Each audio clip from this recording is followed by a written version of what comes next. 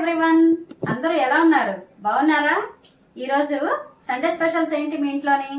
మా ఇంట్లో అయితే మన సబ్స్క్రైబర్లో ఒకరు చామదుంపల ఫ్రై చూపించమన్నారు, ఇంకా ఇంకొకరేమో బెండకాయ రోటి పచ్చడి చేయమన్నారు. సో ఆ రెండు ఈరోజు రెసిపీస్ చూపిస్తున్నాను, వచ్చేయండి చూసేద్దాం.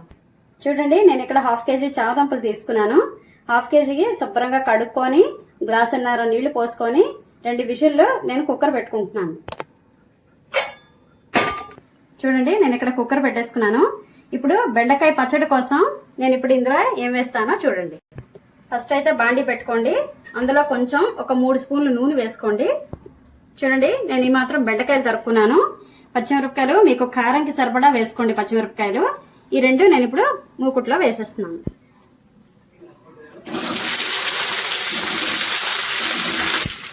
వేసేసుకున్నాం కదండి, ఒక్కసారి ఇలా కలుపుకొని ఇప్పుడు మనం పచ్చిమిరపకాయలు వేసేసుకున్నాం. చూడండి, పచ్చిమిరపకాయలు వేసేసుకున్నాం కదా. చింతపండు ఈ మాత్రం చింతపండు, చిన్న నిమ్మకాయ సైజులో చింతపండు వేసేసుకోండి. ఇప్పుడు దీన్ని మనం శుభ్రంగా కలిపేసుకున్నాం. మూత మాత్రం పెట్టకూడదు, మూత పెడితే బెండకాయ బంక్ వచ్చేస్తుంది. చూడండి, పచ్చిమిరపకాయలు, బెండకాయలు, చింతపండు ఈ మాత్రం ఇలా వేగితే సరిపోతుంది. ఇప్పుడు మనం దీన్ని వేరే ప్లేట్లోకి తీసేసుకుందాం.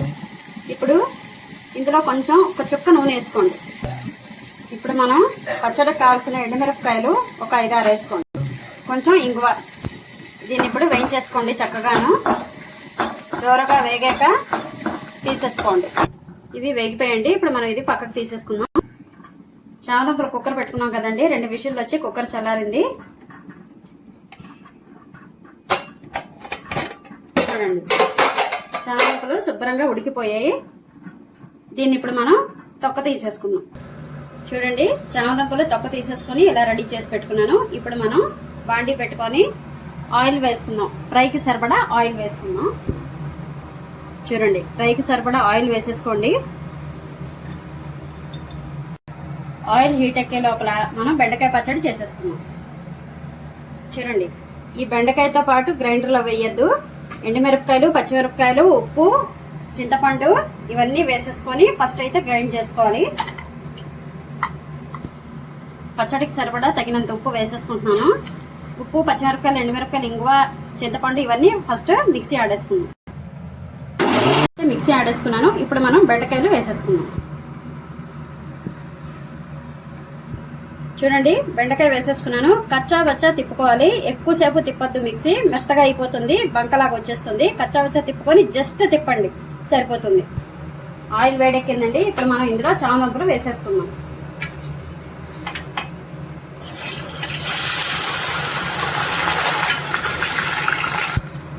ఇప్పుడు ఇది గోల్డెన్ కలర్ వచ్చేంత వరకు శుభ్రంగా వేయించండి. ఎక్కువసేపు కదపద్దు, పేస్ట్ అయిపోతాయి. చూసారా, కచ్చాబిచ్చా పచ్చడి ఆడేసుకున్నాను. ఇప్పుడు మనం దీనికి పోపు పెట్టేసుకుందాం. ఈసారి ఎండలు చాలా ఎక్కువ ఉన్నాయండి, చాలా మట్టుకు. అందుకే నేను వీడియోలు కూడా రెసిపీస్ అడుగుతున్నా, చేయలేకపోయాను. ఇప్పుడైతే ప్రతి సండే రెసిపీస్ చూపిస్తాను, వీడియోస్ చేసి చూపిస్తాను. అందరూ చూడండి, సపోర్ట్ చేస్తారని ఆశిస్తున్నాను. అందరూ కూడా సపోర్ట్ చేయండి. నా ఛానల్కి సబ్స్క్రైబ్ చేసుకోండి. మరిన్ని మంచి మంచి వీడియోలతోటి మీ ముందుకు వస్తాను. మంచి మంచి వంటలు చూపిస్తానండి. చూసారు కదండి, చక్కగా వేగిపోయాయి. ఇప్పుడు మనం దీన్ని ఒక ప్లేట్లోకి తీసేసుకుందాం. ఆయిల్ అంతా తీసేసుకున్నానండి, వేయించిన ఆయిల్ అంతా, ఇంకా అక్కర్లేదు. ఇప్పుడు మనం ఇందులో చామదుంపలు వేసేసుకుందాం.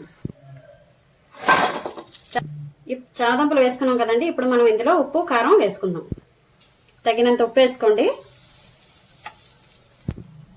కారంకి సరిపడా వేసుకుందాం. చూడండి, ఉప్పు కారం వేసుకున్నాం కదా, కొంచెం ఒక 2 చెంచాలు నూనె పైన కొంచెం వేసుకోండి. దీన్ని ఇప్పుడు మనం శుభ్రంగా వేయించేసుకుందాం. ఇది కొంచెం వేగేలోపు మనం పచ్చడికి పోపు పెట్టేసుకుందాం.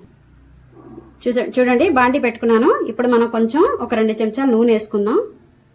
ఆయిల్ వేడెక్కిందండి. ఇప్పుడు ఆవాలు కొంచెం వేసుకోండి.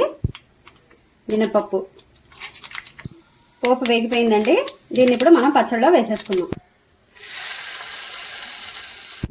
అంతేనండి, ఎంతో రుచికరమైన చామదుంపల ఫ్రై, బెండకాయ రోటి పచ్చడి తయారైపోయింది. బెండకాయ పచ్చడి అయితే ట్రై చేసి చూడండి, చాలా బాగుంటుంది. హెల్త్ కూడా చాలా మంచిది.